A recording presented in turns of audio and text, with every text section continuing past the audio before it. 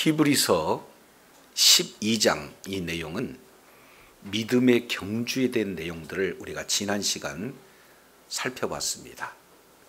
이제 우리보다 먼저 앞서가신 예수 그리스도, 바로 믿음의 주요 온전케 하신 주님을 바라보고 우리가 믿음의 경주를 하고자 할 때에 히브리 기자는 이렇게 표현을 해요. 믿음의 싸움을 싸우러 나가는 믿음의 경주의 그 자리에 큰 어려움을 당할 수도 있습니다. 그런데 그 어려움 때문에 낙심하고 좌절하고 심한 경우에는 그 믿음을 포기하고자 하는 그런 자들이 있다는 걸. 그럴 때 우리 하나님께서 이렇게 말씀을 하고 계세요. 죄와 싸우되 피 흘리기까지 싸웠느냐, 대항했느냐, 이 부분들을 지금 말하고 있습니다. 어렵고 힘들지만 정말로 순교하기까지 죽을 목숨을 다해서 그 죄와 한번 싸워봤느냐, 이런 반문을 하면서 참 하나님의 자녀라면 반드시 징계가 따른다 라는 것을 지금 말씀을 하고 있습니다. 그래서 그 징계는 바로 하나님과의 관계를 말하고 있고 부모와의 관계를 지금 말씀을 하고 있어요. 그래서 참 아들이 아니면은 징계가 있을 수 없다. 그러니 징계를 받을 때 낙심해서도 안 되고, 그리고 징계를 받을 때 정말로 공경하는 자세로 이제 하나님의 말씀을 그대로 순종하는 그런 자세로 징계를 받을 것을 권면하면서 진정한 징계의 목적이 바로 열매에 있다. 그래서 의의 열매, 평강한 열매를 맺는, 그게 바로 징계를 통해서 나타나는 열매다, 이렇게 말씀을 하고 있어요. 그러면서 최종적으로 권면하는 그 내용이 피곤한 손, 그리고 연약한 무릎, 저는 발, 이 세 가지 내용을 말씀하면서 온전히 회복되고 치료되어지는, 그래서 다시금 새 힘을 얻어서 고침을 받아서 그 믿음의 경주에 동참할 것을 권면하고 있는 내용을 우리가 지난 시간 살펴봤습니다. 그러면서 이 전체 내용의 핵심을 크게 요약해서 두 가지의 권면 그리고 세 가지의 경계에 대한 내용을 오늘 본문의 말씀을 통해서 지금 저와 여러분에게 말씀하고 있습니다. 자, 14절 내용을 보면 모든 사람과 더불어 화평함과 거룩함을 따르라, 이렇게 말씀을 하고 있어요. 그래서 두 가지 권면, 첫 번째는 화평함을 따르라, 그리고 두 번째는 거룩함을 따르라, 이 내용을 말씀을 하고 있습니다. 자, 여기서 지금 조금 더 살펴볼 수 있는 내용은 따르라 라고 하는 이 내용의 원문 내용을 우리가 살펴보게 되면은 추적하다라는 뜻이에요. 그러니까 화평함을 추적하고 거룩함을 추적한다는 거죠. 마치 목표물을 향해서 추적하는 그런 어떤 내용이 바로 두 가지에 해당된다. 그래서 끝까지 추적해야 할 내용이 무엇인가? 화평합니다. 끝까지 추적할 내용이 거룩합니다. 그래서 저와 여러분이 믿음의 경주를 하되 끝까지 최종적인 그런 목표물, 그게 바로 두 가지임을 명심하고 화평함과 거룩함을 그렇게 목표로 삼고 끝까지 추격하는 그런 신앙의 삶을 살아가기를 원합니다. 자, 그렇다면 여기에서 조금 더 구체적으로 살펴보면 14절 보세요. 화평함은 그냥 화평함인 게 아니라 모든 사람과 더불어 화평함, 이 말씀을 하고 있어요. 그래서 이미 1세기 당시에 신앙 공동체 가운데는 화평함이 있었다는 겁니까? 없었다는 겁니까? 이미 화평함이 깨어진다는 사실을 말씀하고 있어요. 자, 이제 외적으로 박해가 나타납니다. 어려움이 따라요. 그리고 내부적으로는 가지고 있는 재산을 이렇게 뭡니까? 빼앗김을 당하고 있어요. 근데 무엇보다도 그들의 중심 가운데는 하나님이 계시다면 이런 어려운 고통이 있을 수 있을까 해서 이제 큰 신앙에도 흔들리고 있는 그런 상황 속에서 지금까지 기쁨으로 하나님 앞에 모여서 예배하는 그들이 뭐예요? 모이기를 피하는 자들이 나타나는 현상이 드러나고 있습니다. 하나 되지 못했어요. 화평하지 못했어요. 그래서 오늘 히브리 기자는 신앙의 경주를 하되 화평함을 추구할 것을 저와 여러분에게 지금 권면하고 있는 내용을 소개하고 있습니다. 우리가 잘 알겠지만 에베소서 2장 14절 내용을 통해서 보면은 이 화평함에 대한 내용을 예수님은 화평이시다 이 말씀을 하고 있어요. 고린도전서 14장 33절 내용을 통해서 보면 하나님이 화평이시다 이 말씀을 하고 있습니다. 그래서 여기서 나타나는 이 화평이라고 하는 이 내용은 예수 그리스도를 통해서 하나님 앞에 화평되는 이제 그런 내용을 지금 말씀을 하고 있습니다. 왜냐하면 이사야서 59장 1절 2절 내용을 통해서 보면 하나님과 인간 사이에 죄악으로 말미암아 하나가 될 수가 없어요. 화평될 수가 없어요. 그래서 사도 바울은 로마서 1장 18절 이하 죄인된 우리와 하나님과의 원수가 되었다 이렇게 말씀을 하고 있어요. 그러니 하나님과 인간 사이에 원수가 된 그 하나 되지 못하는 것을 화평이신 예수님께서 친히 이 땅에 화목제물로 오셔서 십자가에서 죽으심으로 말미암아 하나님과 인간 사이에 가로막힌 죄악의 담을 무너뜨려 버리고 하나님과 인간 사이가 진정한 하나가 됨을 들 수 있는 은혜를 주신 분이 바로 하나님이시요 예수 그리스도의 십자가의 공로로 이루어지는 줄로 깨달으시길 바랍니다. 그래서 날마다 우리는 그 화평 가운데 거하는 것이 우리가 믿음의 그러한 경주를 진행하는 자에게 첫 번째 주어지는 목표다. 이 내용을 지금 말씀을 하고 있습니다. 그래서 이제는 하나님과 인간 사이에 화평된 자는 사람과 사람 사이에 화평이 이루어져야 된다. 이걸 좀 더 구체적으로 표현한다면 가정에서 부모와 자녀 간에 화평이 이루어져야 되고 그리고 이제 남편과 아내가 화평이 이루어져야 되고 직장에서도 이제는 상사와 동료 간에 화평이 이루어지는 것이야말로 이제는 예수 그리스도께서 화목제물로 이 땅에서 이제 십자가에서 죽으심으로 말미암아 하나 되게 한 화평 가운데 거하는 성도들이 이제 추구해야 할 그런 목표다라는 것을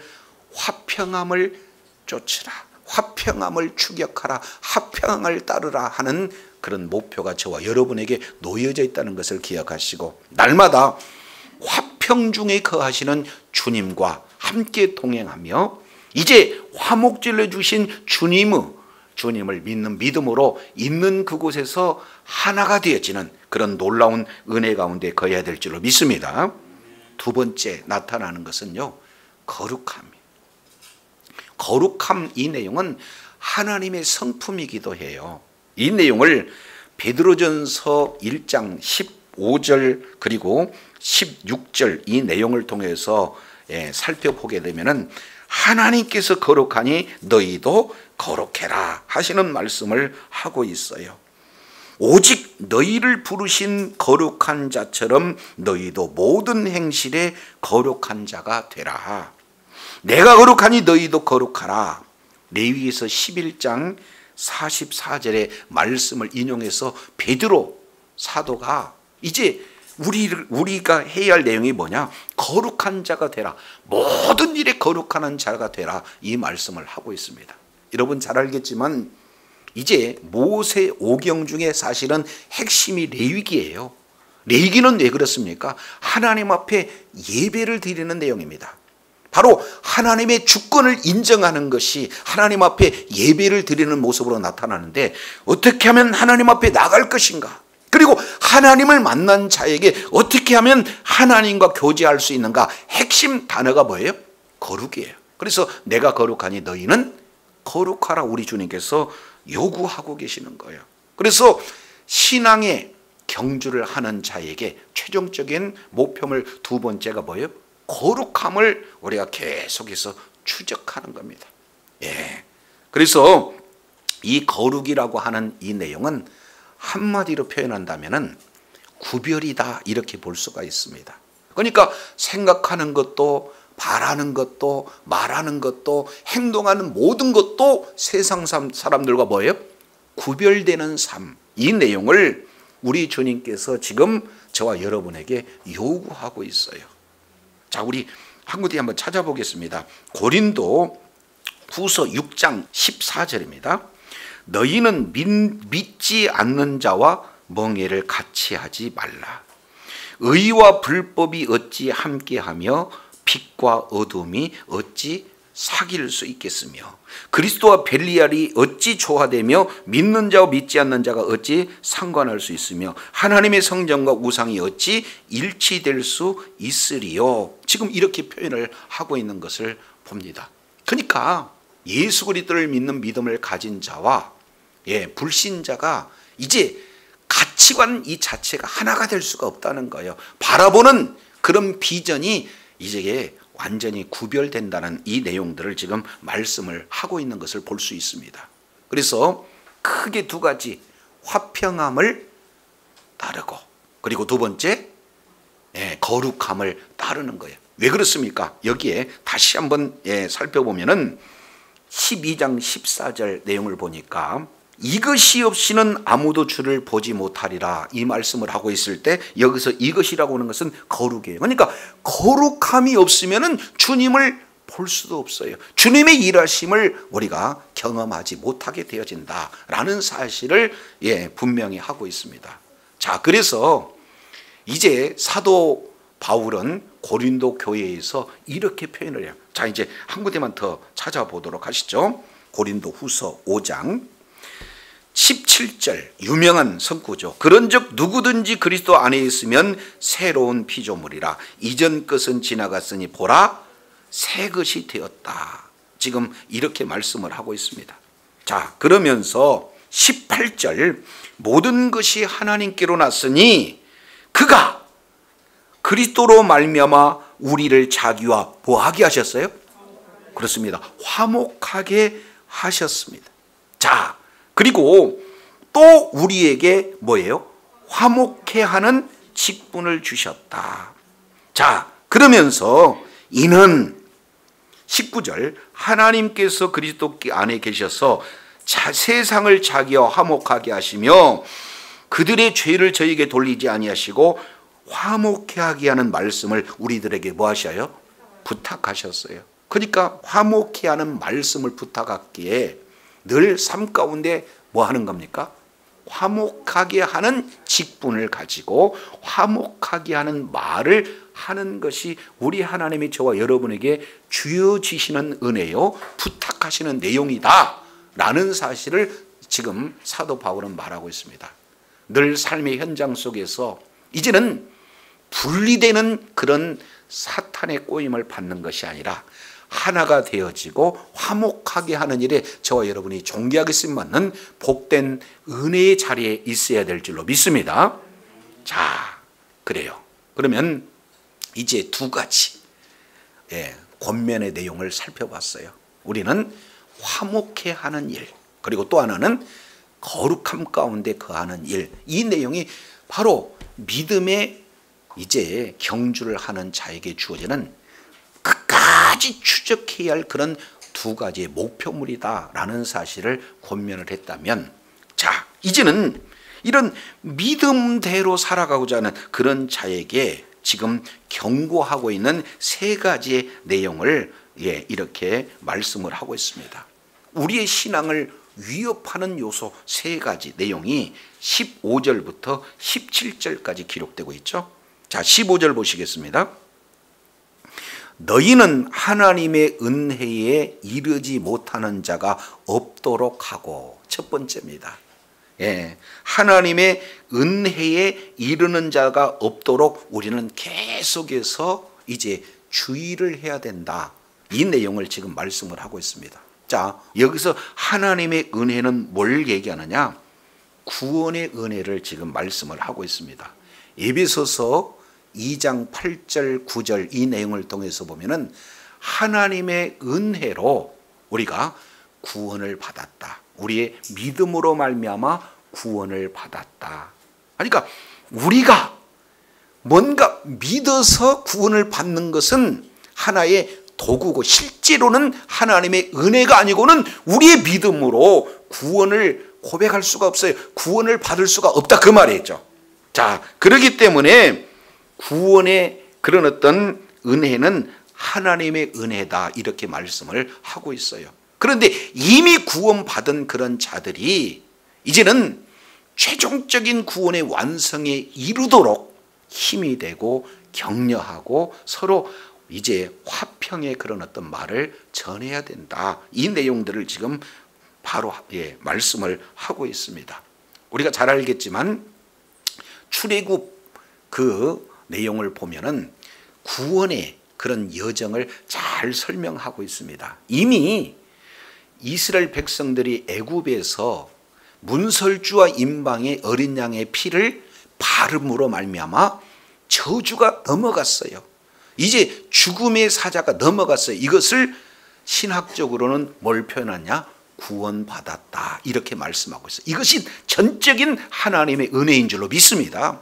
동시에 구원받은 그 자가 이제는 홍해를 건너서 광야 모든 여정 가운데 때를 따라 내려주는 만나 그리고 메추라기 더 나가서 반석을 깨서 뭐예요? 생수를 주시는 그 모든 것이 전적으로 하나님의 은혜인 줄로 믿습니다.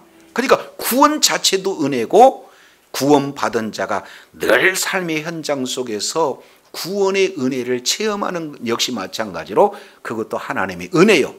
최종적으로 이제는 가나안 땅에 이제 들어가서 하나님의 놀라운 그런 젖과 꿀이 흐르는 놀라운 약속을 누리는 것도 역시 뭐예요? 하나님의 은혜인 줄로 믿습니다. 그런데 모두가 다 광야를 거쳐서 가나안 땅에 들어가지 못했다 그 말이에요.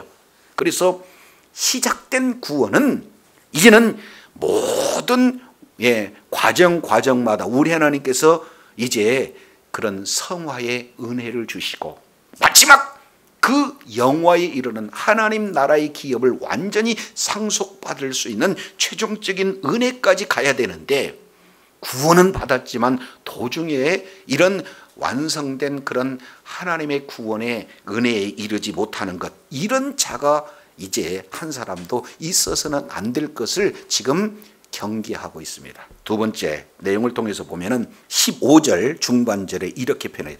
또 쓴 뿌리가 나서 괴롭게 하여 많은 사람이 이로 말미암아 뭐하지 않게 되게 해야 한다? 그렇습니다. 내용을 보니까 쓴 뿌리가 나면은 괴롭게도 하고 더럽게도 한다. 이 내용을 지금 말씀을 하고 있습니다.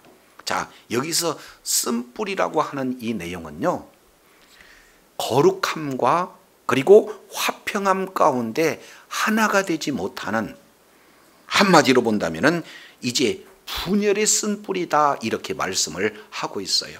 하나가 될 수 없는 그런 어떤 내용들을 말하고 있습니다. 자, 이 내용을 우리가 조금 더 이해하기 위해서는 신명기 29장 이 내용을 한번 살펴보도록 하죠. 자, 신명기 29장 16절. 자, 우리가 애굽 땅에 어떻게 거하였는지, 너희가 여러 나라를 어떻게 통과하여 왔는지 너희가 안다. 그래서 애굽 땅과 그리고 여러 나라에서 경험했던 것을 지금 말하고 있습니다. 17절. 너희가 또 그들 중에 가증한 것 그리고 목석과 은금의 우상을 보았느니라. 지금까지 통과했던 그런 나라 가운데 공통적인 것이 뭐예요? 우상들이 있었다는 거예요. 아주 이제 가증한 것들을 너희들이 치지 봤다는 겁니다. 자, 그런데요 18절, 너희 중에 남자나 여자나 가족이나 지파가 오늘날 그 마음이 우리 하나님 여호와를 떠나서 그 모든 민족의 신들에게 가서 섬길까 염려한다. 한마디로 본다면 하나님을 버리고 뭐예요? 우상을 섬긴다는 것, 이것을 말하고 있어요. 자, 그러면 왜 이런 일이 가능한가? 독초와 쑥의 뿌리가 너희 중에 생겨서 그 저주의 말을 듣고도 심중에 스스로 위로하여 이르기를 내가 내 마음에 완악하게 하여 젖은 것과 마른 것을 멸할지라도 평안하리라.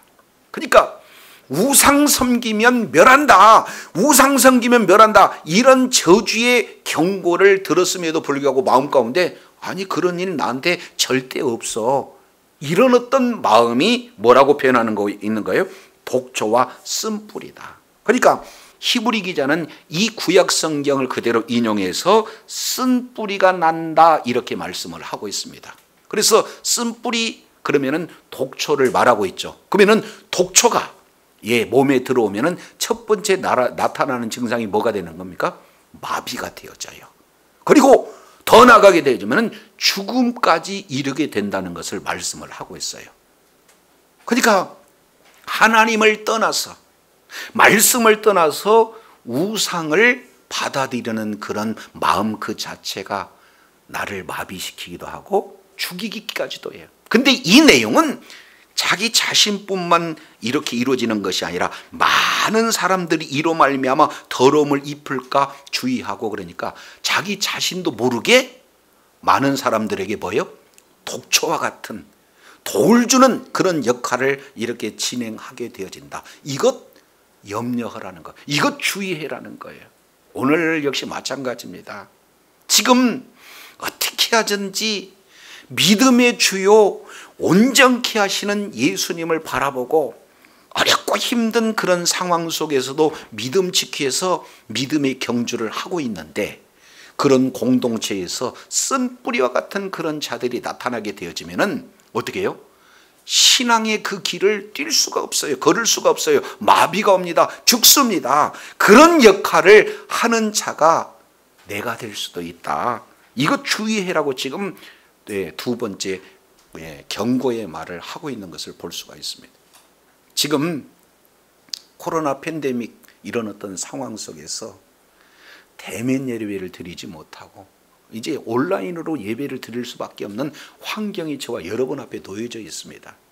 그 이전에는요, 어떻게든지 대면 예배를 통해서 모이기를 힘쓰면서 어떻게 하면 자기 자신을 들여서 하나님이 받으시는 예배를 드릴까, 이런 예배를 드리다가 지금은 직접 하나님 앞에 드려지는 그런 예배를 드리지 못하고 온라인으로 드리면서 내 신앙 지키고 어떻게든지 하나님 앞에 바로 영광을 돌리기를 위하는 신앙의 몸부림이 지금 저와 여러분 모두에게 공통적으로 지금 나타나고 있어요.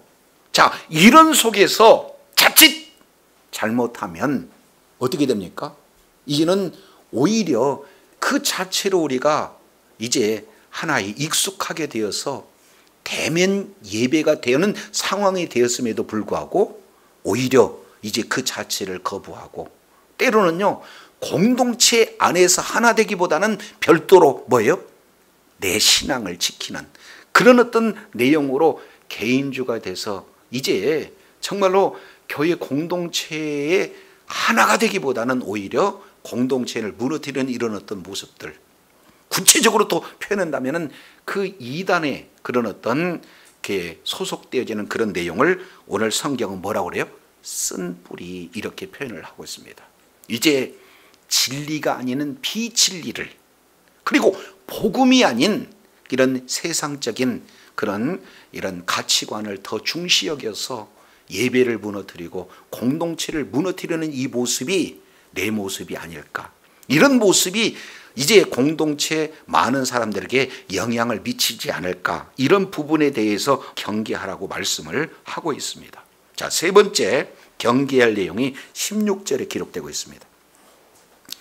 음행하는 자와 혹 한 그릇 음식을 위하여 장자의 명분을 판 예서와 같이 망령된 자가 없도록 뭐해라? 예, 살피라. 여기서 살피다는 것은 주위에서 살피는 거예요. 그러니까 우리가 살피해야 할 대상 세 가지를 지금 이렇게 말씀을 하고 있어요. 자, 은혜에서 이르지 못하는 자가 있는가? 한마디로 본다면 불신앙 가운데 지금 처해져 있는 자가 있는가? 부지런히 살피라는 거예요. 그리고 이어서 공동체 가운데 화평함을 추구하기보다는 오히려 분열의 쓴뿌려 같은 그런 역할을 하는 자가 있는지 잘 부지런히 살펴보라는 거예요. 그리고 세 번째 내용을 통해서 봤더니 음행하는 자, 그리고 망령된 자가 없는지 살펴보라. 그러면 음행하는 자와 망령된 자를 누구로 표현하고 있는가? 구약의 한 인물, 바로 에서와 같은 자가 음행하는 자, 망령된 자라고 지금 말씀을 하고 있어요. 그러면 에서가 어떻길래 음행하고 망령된 자라고 얘기하는가? 봤더니 한 그릇의 식물을 위해서 장자의 명분을 판 그 자를 뭐라 그래요? 음행하는 자, 그리고 망령된 자, 이렇게 지금 말씀을 하고 있습니다. 우리가 창세기 25장 그리고 창세기 26, 27장 이 내용을 통해서 보면은 에서와 야곱에 대한 신앙을 자세히 이렇게 설명을 하고 있는 것을 볼 수가 있어요. 에서와 야곱의 경우는 쌍둥이에요. 쌍둥이. 그래서 형 에서는 굉장히 남자답습니다. 그리고 사냥을 즐겨해요. 그리고 아버지 사랑을 받습니다. 아주 남자와 같은 그런 어떤 자를 말하고 있죠. 근데 야곱의 경우는 아주 소극적이에요. 소심합니다.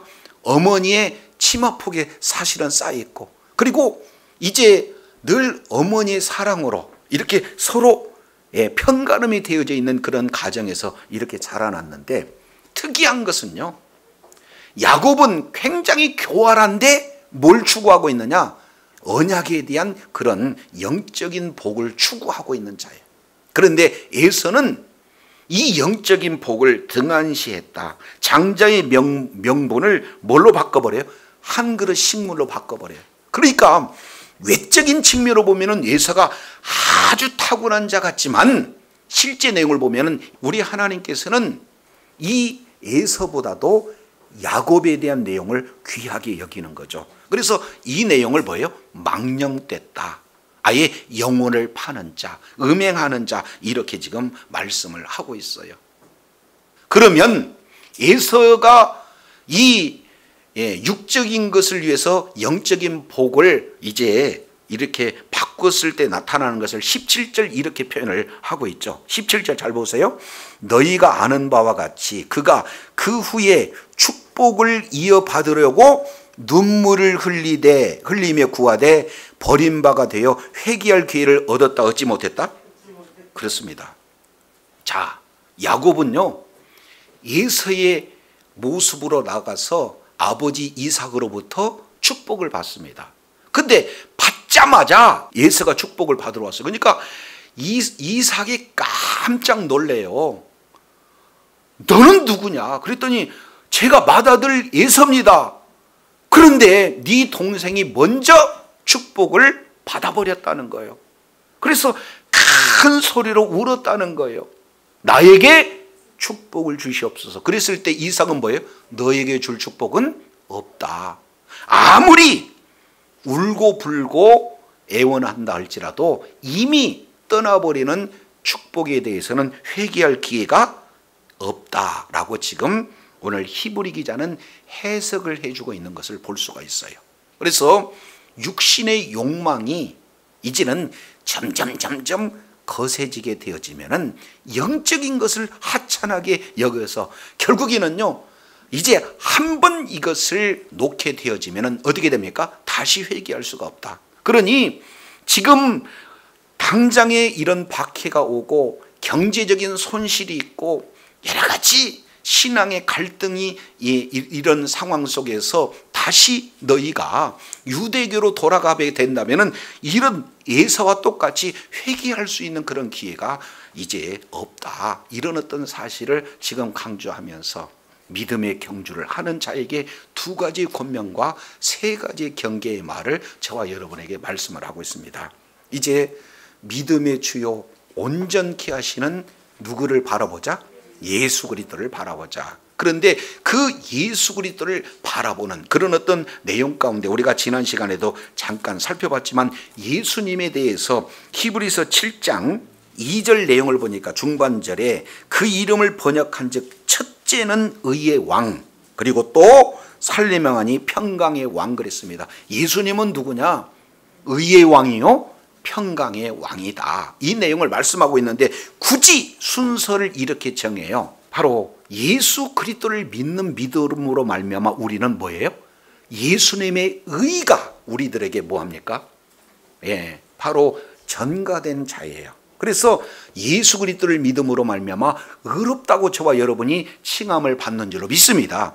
그래서 의로운 자만이 본질적인 뭐예요? 평강, 하나님과의 관계가 온전히 회복되어져 있다. 그래서 평강을 누릴 수 있다는 이 사실을 의의 왕, 평강의 왕, 이 내용에 대한 내용을 예수님을 통해서 우리가 살펴봤습니다. 자, 그러면서 자 11절 히브리서 12장 11절 징계에 대한 그 내용이 징계가 연단으로, 연단은 열매로 연결이 되어지는데 그런 징계의 목적, 훈련의 목적은 의의 열매, 평강의 열매, 바로 예수 그리스도의 성품 그대로가 뭘로 나타난 거예요? 열매로 나타나는. 근데 이 두 가지 열매가 오늘 14절에는 두 가지 내용을 그대로 표현을 하고 있습니다.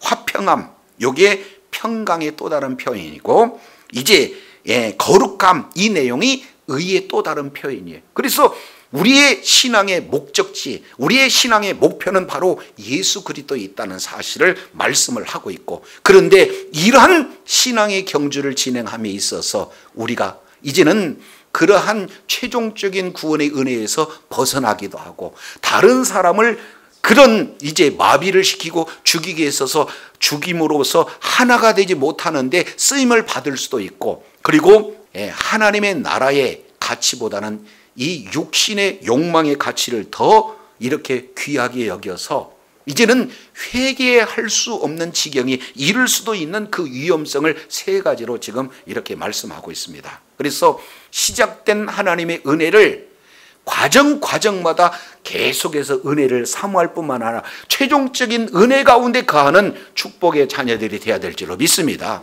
그리고 이제는 쓴 뿌리가 있다면 이 쓴 뿌리를 채해서 어떻게든지 이제는 공동체 안에 뭔가 거치는 자가 되는 것이 아니라 화합하는데 저와 여러분이 존귀하게 쓰임받는 자가 되어야 될 줄로 믿습니다. 그래서 화평한 직분을 받은 자로 화평의 말을 통해서 어떻게든지 분열이 아닌 화평의 그 길로 갈 뿐만 아니라 최종적인 내용은 우리의 가치가 이 세상에 주어지는 욕망보다도 어떻게 됩니까? 하나님 나라의 소망과 비전, 하나님 나라의 기업을 사모함으로 말미암아 마침내 우리 주님께서 주시고자 하는 하나님 나라의 기업을 소유하는 자가 되어서 마지막 경주에 이제 끝까지 사도 바울처럼 내가 선한 싸움을 싸우고 믿음을 지켰으니 이후로는 우리 하나님께서 의의 열매를 이제 예비하신다 하는 그런 확실한 믿는 믿음으로 날마다 믿음의 승리의 싸움과 그 싸움을 최종적으로 완성한 자에게 주어지는 놀라운 분복의 소유자가 되어 하나님께 영광 돌리고 하나님이 허락하신 분복 또한 이 땅에서 날마다 누리며 하나님 앞에 존귀하게 쓰임받는 주의 사랑하는 자녀들이 다 되시기를 예수 이름으로 축원합니다. 기도하겠습니다.